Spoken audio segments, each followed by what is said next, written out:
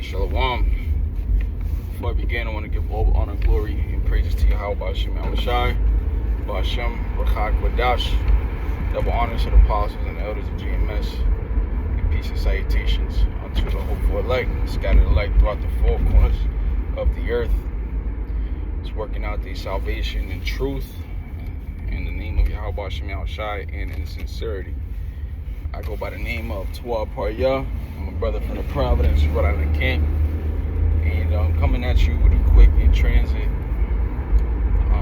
Lord willing, I stop, be able to pull out some Bible verses. I ended up bringing my Bible with me.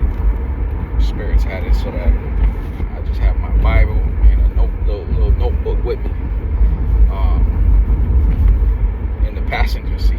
But was just thinking about how receiving the understanding of the concept of death, we as the hopeful elect look forward to the resurrection. I'm gonna say it again. Understanding the concept of death, we of the hopeful elect look forward to the resurrection. And what's the resurrection? What am I referring to? I'm talking about the time when Yahweh Shai returns. Those that die in the Lord, die as a martyr, serving the Most High through His only begotten Son, in truth and in sincerity. They get risen from the grave. They get awakened, however it's pronounced. You know, because really what death is separation between the body and the spirit. And the spirit lives forever. The spirit lives on, carries on and on and on. However, the corpse, this physical body that we're living in, it goes into the ground, it decays. It just says we are made up of the earth. We are made up of dust. From dust we rise, to dust we settle. You know, there's a couple verses in the scriptures concerning proving the man was made up of the earth, made up of dust. Scriptures refer to our bodies, our temples, these physical temples, as earth and ashes. So when it comes to understanding the concept of death, we're even told to know, not to fear him that can kill the body, right? But to fear him that can kill the body and the soul in hell. And that he that could do the killing of the body and the soul in hell is referring to Yahweh Ba'ashem Yahushai. So, dealing with understanding the concept of death, right? Like there's shows that talk about 1,000 ways to die or 1,000,000 ways to die, and it was actually televised in different hypothetical scenarios or actual scenarios where people had actually ended up dying. And a lot of people in this world, they are afraid of death. And really, that's a fleshly, that's a not spiritual way of thinking about things. Quite frankly, to be put to death is in a sense, it's mercy, right? Because you don't have to go through the daily afflictions or the daily affairs the common human has to go through, and it's not pleasant, really. This is hell. We're in hell right now. This is hell on earth for any human being, whether they have money, whether they don't. This is hell on earth. But being taken out of this place is mercy in a sense. You no longer have to suffer, and you're not living under wicked rulership. So, with that being said, even Paul talked about how he much rather be with our Creator, but he understood the assignment. He understood that he had to serve a particular purpose on earth, and that purpose was to be an apostle to the Gentiles, preaching salvation unto the Israelite foreigners. And here we are today in the 21st century. likened unto the Apostle Paul, likened unto Yahushua, likened unto all the prophets of old. We here doing the same thing, and they all looked forward to the resurrection. They all looked forward to resurrection. They all wanted to partake in that glory. So they served Yahweh Ba'ashem Yahushua. They served Yahweh. They served Yahweh Ba'ashem Yahushua in truth and in sincerity, so they may obtain a reward. I'm getting close to my destination, which is going to allow me to actually stop and park. Now I'll pull out some scriptures. Sorry for rambling. But yeah, man. Understanding death, we look forward to the resurrection. Because now it's like if we get murked for what we believe in, we know we're going to be rewarded regardless. You know what I'm saying? And that's something that a lot of people on this earth can't grasp. They can't grasp that concept. Some people don't even believe that there's a most high creator. They say, oh, the universe. You know what I mean? So, you know, just gonna park this car real quick and then pull out a verse. What I'm thinking right now is Revelation chapter 2 and verse 10. Let me go ahead. Let me just reverse real quick. Pull out the Bible verse. And then I'm gonna probably try to I'm gonna try to go into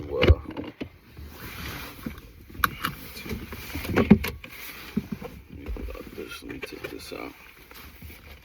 I'm thinking about Revelation chapter 2.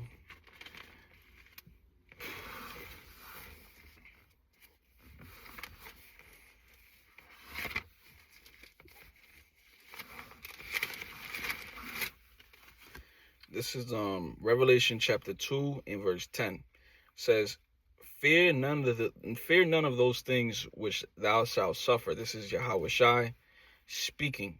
All right, here in the book of Revelation, the 2nd chapter. It's in red letters. It says here, Fear none of those things which thou shalt suffer.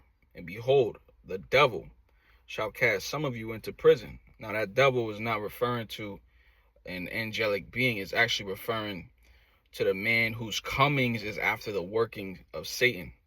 All right, which is the Edomites. The Edomites are the international elite banking families, or they're also known as the so-called white race. All right, and the verse that I just quoted, he who's coming after the workings of Satan, is in the book of 2 Thessalonians, the 2nd chapter.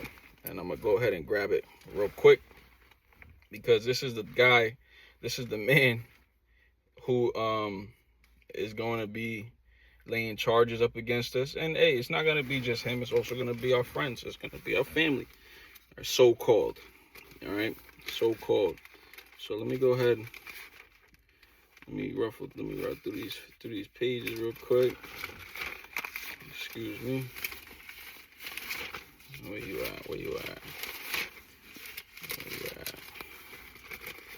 Let's see.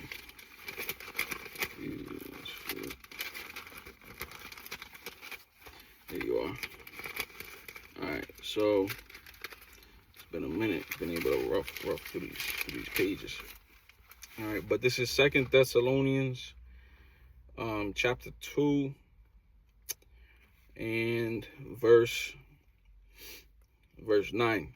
Even him whose coming is after the working of Satan, with all power and signs and lying wonders. All right, and first thing that comes to the mind is the mark of the beast, which is the RFID microchip. All right, which it's going to be connected to AI. It's going to be connected to the beast system, and it's going to, as it says in Revelation, the 13th chapter, he's going to cause all, both rich, poor, free, and bond, to receive this mark, you know, and to worship the image of the beast, because the mark is the token of the worshiping of the image of the beast. It's a part of the beast system. So, you know, when it comes down to it, I'm trying to get some air in this bitch. Hold on. It's getting hot. All right, sorry. All right. What was I saying? Yeah, this devil, and whoever doesn't take that mark, they're gonna be put to death, according to Revelation 13 and 15. All right, because it's a part of your it's a part of your brand, your token of a worshiper of the image of the beast. But it says, 2 Thessalonians chapter 2 in verse 9, even him whose coming is after the working of Satan, with all power and signs and lying wonders, and with all deceivableness of unrighteousness in them that perish, because they receive not the love of the truth, that they might be saved. And for this cause the Most High shall send them strong delusion, but they shall believe a lie, that they all might be damned who believe not the truth, but have pleasure in unrighteousness. So those that don't take heed to these warnings that are going out 24/7 from the men of Yahweh Shem Shai, they're going to get destroyed. They're not going to be saved. All right. But just jumping back to Revelation, the 2nd chapter, because, like I said, the topic is what? Through the understanding of death, we look forward to the resurrection. All right. And that's a heavy statement to me, Revelation chapter 2 and verse 10 again. Fear none of those things which thou shalt suffer. Behold, the devil shall cast some of you into prison, that you may be tried, and you shall have tribulation. What does it mean that we shall be tried? We're going to be tested. We're going to be tested. We're going to be put to the test. Our faith is going to be put on display, in a sense. So there's going to be people that are out here puffing, with their chest out, that they servants and things like that of the Lord, and they're going to be found out to be people of little faith and low willing. Us men that are working out their truth and sincerity, working out their salvation in truth and sincerity, is not a part of that. That number said to be destroyed. But it says, ye shall have tribulation 10 days, and be thou faithful unto death. Be thou faithful unto death, and I will give thee a crown of life. You see it? You see it right there? Let me see if I could grab let me see if I could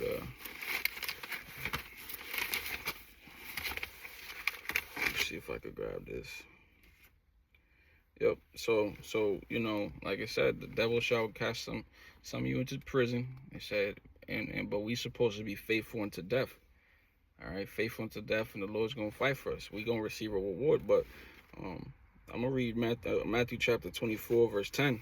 It says, verse 9, and then shall they deliver you up to be afflicted, and shall kill you, and ye shall be hated of all nations for my name's sake. So this is going to be something that occurs unto some of the Lord's men. Okay, some of the Lord's men are going to be delivered, afflicted, and killed, and that's because they're going to be hated for the name of Yahweh Shem Shah. But it says, verse 10, and then shall many be offended, and shall betray one another, and shall hate one another. Okay, but it says, and many false prophets shall rise and shall deceive many. And because iniquity shall abound, the love of many shall wax cold. And we in that period, so that's why you really can't trust nobody outside this truth. Really, scriptures even say you can't even trust a brother. The Lord will make anything happen. All right, look at the example of Judas Iscariot. Okay, anything can happen. But all said and done, we know through the Spirit, there are going to be some loyal brothers. There are going to be some loyal sisters. All right, but it continues and reads, verse 13, here's the point. But he that shall endure unto the end, the same shall be saved.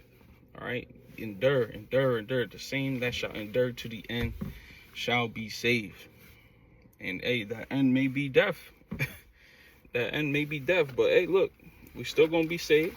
We're still going to receive the crown as is written in Revelation 2 and 10. All right, let me go ahead and grab another scripture. Bear with me. All right, made mention of the crown of life we shall receive. This is the book of James, chapter 1 and verse 12. Blessed is the man that endureth temptation, for when he is tried, he shall receive the crown of life which the Lord had promised to them that love him. There it is. So there's a reward behind not fearing death. And matter of fact, since I'm going into it, I think it's Sirach 33, if I'm not mistaken, where it's literally a letter to death. Just bear with me. Baruch Rashad. Try to find it. No, it's not that one.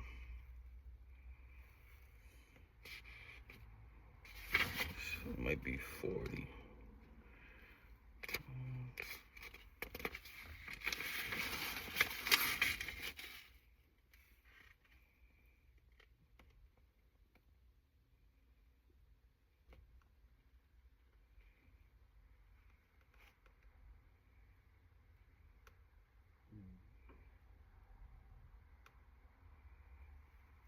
Here it is. This is Sirach chapter 41 and verse 1. And this chapter comes right after, the breakdown of the mind, or the thought that comes to mind unto the sons of men, humanity in general, concerning death, the day of death, but this is Sirach 41 and 1. It says, "O death, how bitter is the remembrance of thee to a man that liveth at rest in his possessions, unto the man that has nothing to vex him, and that has prosperity in all things. Yea, unto him that is yet able to receive meat." Right? So it really, the thought of, like I mentioned earlier, the thought of death troubling a man, that only comes from being carnal. That comes from being carnal and not walking after the spirit. Okay, verse 2 says, "O death, acceptable is thy sentence unto the needy, and unto him whose strength faileth, that is now in the last age, and is vexed with all things, and to him that despaireth and has lost patience." So there's people that are out here suicidal, right? Because they just tired of this life. They old, or they got illnesses, or they ain't got shit, and they just want to die, right? But but it says, verse 3, "Fear not the sentence of death." See, this is the admonishment. "Fear not the sentence of death, and remember them that have been before thee, and that come after. For this is the sentence of the Lord over all flesh." See, so everyone is set, appointed time to perish. I think that's in Ecclesiastes. I'm gonna go back to this since it's a Sirach, but that's in Ecclesiastes. I think it's the third. It's either the first chapter or the third chapter. Let me see if I could grab it. It talks about where it talks about how the spirit. Hold time.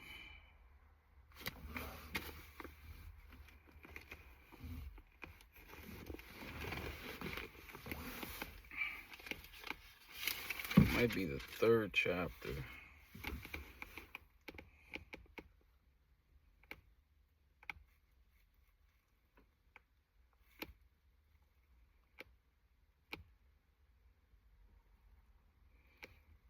Damn. There's a couple. Let me see if I could.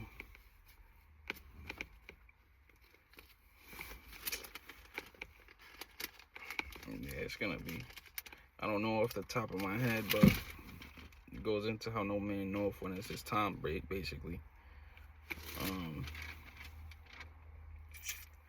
Yeah, I'm not gonna go too crazy trying to find it, but just going back here in Sirach 41 and 3,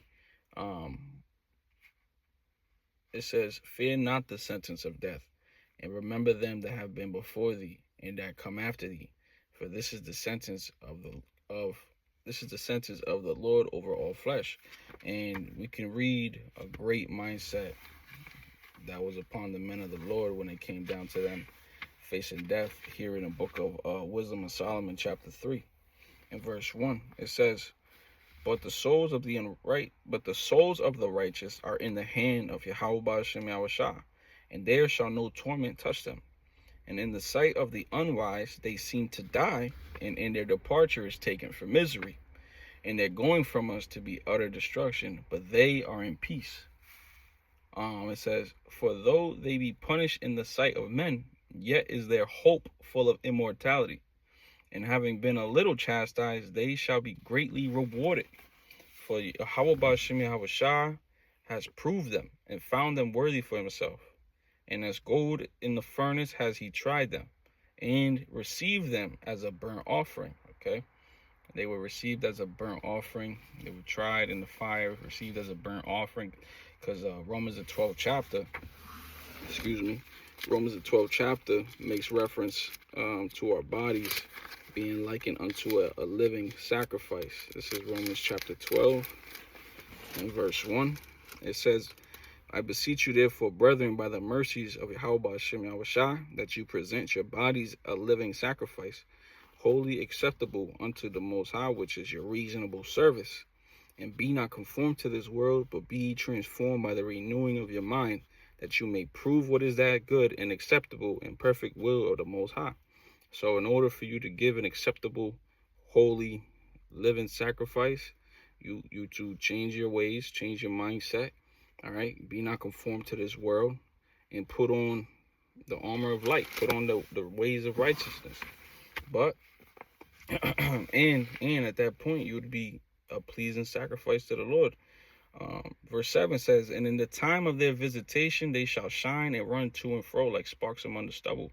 And they shall judge the nations and have dominion over the people. And their Lord shall reign forever. And they that put their trust in him shall understand the truth. And such as be faithful in love shall abide with him. For grace and mercy is to his saints, and he has care for his elect. All right, so that's that reward. When we read in Revelation, the 2nd chapter, the crown of life. All right, what we just read, dealing with, in the time of their visitation, which is referring to the resurrection. Okay, in the time of the resurrection, that's the time of our visitation. Okay, and matter of fact, let me see, 1 Corinthians. Let me go ahead and grab that. 1 Corinthians 15. Let me see if I'm done here. Yep, the time of their visitation, they shall shine and run to and fro like sparks among the stubble. That's referring to us receiving our new bodies, the new bodies that we're supposed to receive according to the new covenant. Okay, the spiritual powers. All right. Again, that's also part of the resurrection. But let me go here, 1 Corinthians 15 and 34. And I think also it's in Revelation chapter 18, if I'm not mistaken, or 6:17. Let me see. I'm just gonna try to set up the Revelation. It might be 16.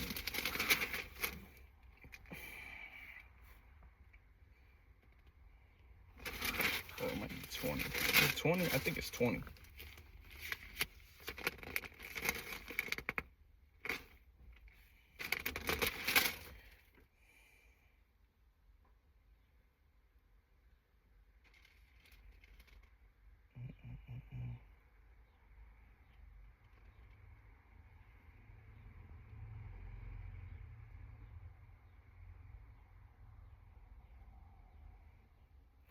You know what? I'll just read 1 Corinthians 15, directly dealing with the resurrection. Okay, but this is 1 Corinthians chapter 15. And I'll start at verse 22. For as in Adam all die, even so in Hamashiach shall all be made alive. Right? And through the Spirit, if you can receive it, those are the same people. Yahushua, he was Adam. Okay, and in the time of Genesis, the time of the garden, Adam fell off. Adam fell. And as Yahushua, he came back up. All right, but through Adam we died through the sin. All right, but through the Yahushua's bloodshed, we have been forgiven. And we have been forgiven as long as we believe. But ultimately, the whole nation of Israel is going to be in the kingdom as righteous servants. All right, but verse 23 says, but every man in his own order, Hamashiach, the first fruits, afterward, they that are Yahushua's at his coming. All right, so there's an order. There's an order. The first fruits are the 144,000, and then the rest is referring to the rest of the elect. Okay, so was that Revelation 14:4? Let me see what that says. Revelation 14:4. Yeah, it says, "These are they which were not defiled with woman, for they are virgins." It's referring to the 144,000.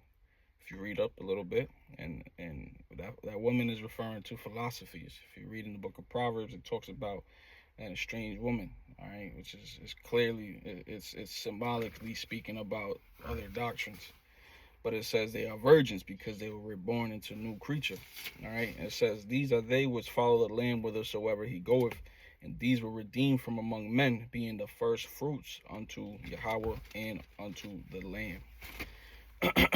All right. So verse 24, 1 Corinthians 15:24. "Then cometh the end, when he shall have delivered up the kingdom to Yahweh, even the Father, when he shall have put down all rule and all authority and power, for he must reign till he has put all enemies under his feet."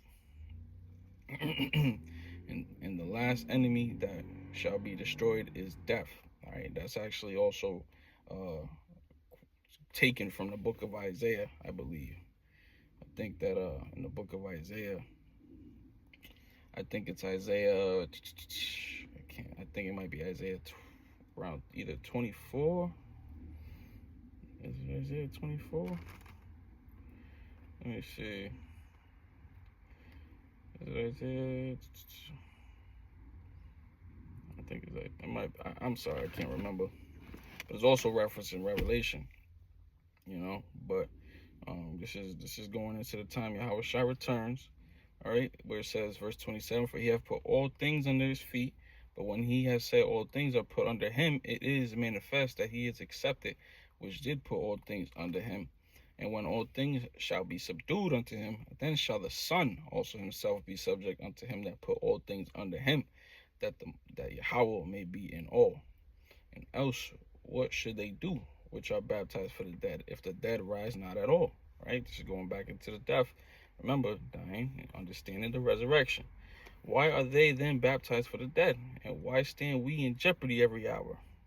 I protest by your rejoicing, which I have in Hamashiach Yahweh Shai Lord, I die daily. If after the manner of men I have fought with beasts at Ephesus, what advantage it me, if the dead rise not? Let us eat and drink, for tomorrow we die." Okay, see, Paul talking about, listen, man, if the resurrection, pretty much saying if the resurrection wasn't real, all the shit he was doing, all the suffering he deals with every single day, all the denying of himself he deals with every day would be for nothing. Okay, showing his faith. Verse 33, "Be not deceived, evil communications corrupt good manners," which is really referring to, false doctrine. All right, false, speaking falsehood. Verse 34 says, "Awake to righteousness and sin not, for some have not the knowledge of the Most High." And I speak this to your shame. All right, let's get to the point. Verse 35, "But some man will say, how are the dead raised up, and with what body do they come?"